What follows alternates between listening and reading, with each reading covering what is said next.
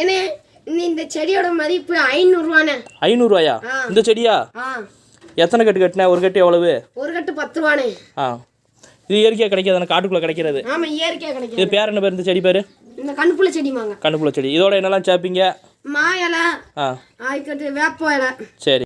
அதுபோக அந்த 100 ரூபா 50 ரூபா இருக்குது, அது என்னது? அது பணக்கிழங்கு வித்த காசுண்ணே. ஒரு கட்டு எவ்வளவு? ஒரு கட்டு 50 ரூபாண்ணே. 50 ரூபா. எத்தனை கிழங்கு இருக்கும்? 15 கிழங்குண்ணே. 15 கிழங்கா? சரி. எங்கே போட்டிருக்கியா? நான் அந்த கரையில் போட்டிருப்பேனே. கரையிலையா? கிராமப்புறத்தில் வளர்ந்த சிறுவர்களுக்கு மட்டுமே தெரியும் சின்ன வயசில் என்னென்ன வேலை பார்த்தீங்கன்னு. நீங்கள் என்ன வேலை பார்த்தீங்கன்னு கமெண்ட் பண்ணுங்கள். நாளை வந்து வேப்பமுத்தெல்லாம் பிறக்கி ஆடித்தவசு திருவிழா வரும், அந்த டயத்தில் வேப்பமுத்து விற்பாங்க. பிறகு கண்ணுப்புள்ள செடி, அது ஒரு கட்டு 10 ரூபா. வேப்பங்கொலை, மாங்கொலை இதெல்லாம் சேர்த்து இந்த கண்ணுப்புள்ள செடின்னு சொல்லுவாங்க. இதையும் சேர்த்து கட்டி வீட்டில் முன்னாடி தொங்க விடுவாங்க. என் தம்பி இந்த வட்டம் விற்றுருக்கான். ஒருத்தர் 30 கட்டு மொத்தமாக 300 ரூபாய்க்கு வாங்கிட்டு போயிட்டார். ஒரு கட்டு 10 ரூபா. இதில் அதிகமாக நார்ச்சத்து இருக்குது. எந்த கெமிக்கலுமே கலப்படம் இல்லாத தெளிவான உடம்புக்கு ஆரோக்கியமான கிழங்கு. கண்டிப்பாக சாப்பிடுங்க. நீங்கள் இது மாதிரி சின்ன வயசில் ஏதாவது ஒன்று விற்றுருப்பீங்க. விற்று அதில் ஃபஸ்ட்டு வருமானம் பார்த்த லாபம் என்ன? கமெண்ட் பண்ணுங்கள். கிராம வாழ்க்கை பிடிச்சவங்க மறக்காம சப்ஸ்கிரைப் பண்ணிடுங்க.